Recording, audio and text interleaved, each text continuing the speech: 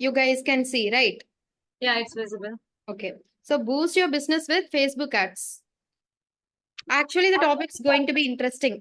ஏன்னா இது வரைக்கும் பார்த்த டாபிக்ஸ் வந்து ஜஸ்ட் லேர்னிங் டாபிக்ஸா இருக்கும். நம்ம இம்ப்ளிமெண்ட் பண்றது லேர்னிங்கா மட்டும் நிறைய இருக்கும். பட் இதுல ப்ராக்டிக்கல் ஒர்க் உங்களுக்கு அதிகமா இருக்கும் செஷனுக்கு அப்புறம். ஸோ செஷன்ல கான்சென்ட்ரேட் பண்ணுங்க. பிகாஸ் நீங்க நான் நிறைய நடுவுல வந்து ஸ்கிரீன்ஷாட்ஸ் உங்களுக்கு வச்சு டெமோவா ஷோ பண்ணுவேன். அதை நீங்க ஸ்கிரீன்ஷாட் எடுத்து டைம் வேஸ்ட் பண்ணிக்க வேண்டாம். பிகாஸ் ஆப்வியஸ்லி நம்ம கம்பெனி சைட்ல இருந்து இதோட ரெக்கார்டிங்ஸ் 2 daysல ரிலீஸ் பண்ணிடுவாங்க, ரைட்? ஸோ ரெக்கார்டிங் வச்சுக்கிட்டே நீங்க ஆட் கூட சைட் பை சைட் ரன் பண்ணிக்கலாம். ஸோ இப்போ முடிஞ்ச அளவுக்கு கவனிச்சுக்கோங்க. Okay, S.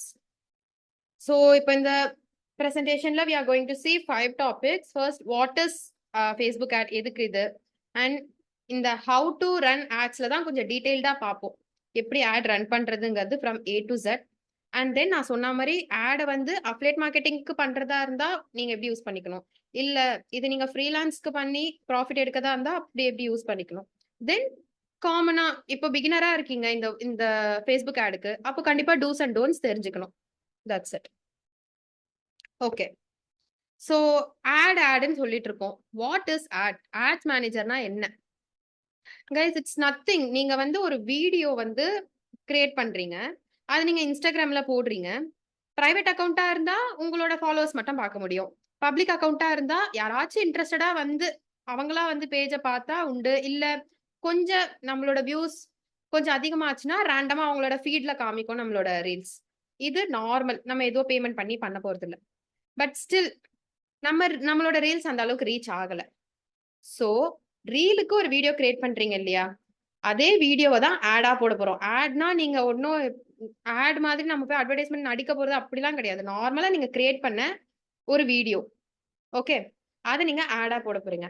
ஆடா போடுறதுனால என்ன ஆகும் அப்படின்னு பாத்தீங்கன்னா, நீங்க வந்து உங்க போன் யூஸ் பண்ணும்போது சம்டைம்ஸ் நோட் பண்ணிருப்பீங்க, நம்ம கூகுள்ல போய் ஏதாச்சும் ஒரு ப்ராடக்டை சர்ச் பண்ணி பார்த்திருப்போம்.